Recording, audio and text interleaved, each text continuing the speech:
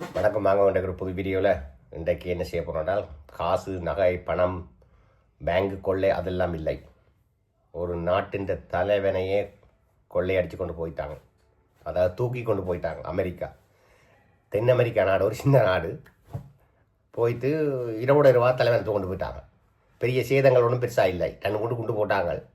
ஒரு பக்கத்தால் டெல்டா ஃபோர்ஸஸ்ன்னு சொல்லி அதிரடி பட போனாங்க. கெளியில் இறங்கினாங்க, தூக்கினாங்க, கொண்டு போயிட்டாங்களாம். எந்த நாட்டில் வச்சுக்கிறாங்களோ தெரியாது, அவங்களோட நேச நாடுகள் எங்கே பக்கத்து நாடுகளில் வச்சுக்கிறாங்களோ தெரியாது. ஆனால் அமெரிக்க ஜனாதிபதி தன் இதில் ட்விட்டர் பக்கத்தில் போட்டிருக்கார், ட்விட்டர் நெக்ஸ்ட் தளத்தில் போட்டிருக்கிறார். ஸோ தாங்கள் அவரை தூக்கிட்ட மாட்டோம், அவரே மனுஷன் தூக்கிட்ட மாட்டோம். இப்போ அங்கே ஒரு ஜனாதிபதியை தூக்குறன்னு சொன்னால் உண்மையாகவே எவ்வளவு பாதுகாப்பாக இருந்திருப்பார். அப்போ அங்கே அந்த பாதுகாப்பு அதிகாரிகளை நிறைய பேரை காசு கொடுத்து பண்ணியிருப்பாங்க. எல்லாம் காசு கொடுத்தோன்னா அவங்களெல்லாம் எல்லா டீட்டெயில்ஸும் கொடுத்து போட்டு இவங்க இறங்கின கையோட லட்ச தறி ஓடிப்பாங்க, குண்டு போட்ட கையோட இவங்க இறங்கி அப்படியே தூக்கிட்டு போயிட்டாங்க. உண்மையாக இவ்வளவு பாருங்கள், துணிவோட இன்னொரு நாட்டுக்கு போய் ஜனாதிபதி மாளிகைக்கு போய் ஹெலிகாப்டரை இறக்கி ஹெலிகாப்டரில் தூக்கி கொண்டு அப்படி போயிடுறாங்க.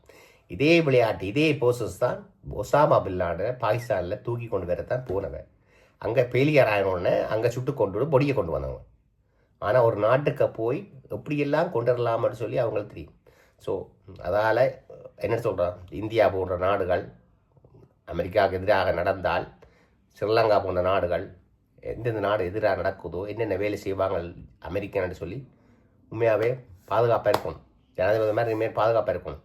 அவங்க என்ன செய்வாங்களோ தெரியும் அமெரிக்கன். அவங்க காசுக்காக என்ன செய்வாங்க, தங்களோட நாட்டுக்கு என்ன வேணுமான்னு சொன்னால் கணக்கு இல்லை. ஈராக்கு, அரபு நாடுகளுக்கு எல்லாம் பிறகு தவிர பக்கத்து நாடு, அப்படியே கரபியன் கடலில் போனால் பக்கத்தில் நாலு வெனிசுவேலா ஒரு சின்ன நாடு என்ன தேங்கி கிடக்குது. நீங்கள் அங்கே எந்த எடுக்கலாம். ஓகே, உங்களோட கருத்துக்கள் தெரியுமா?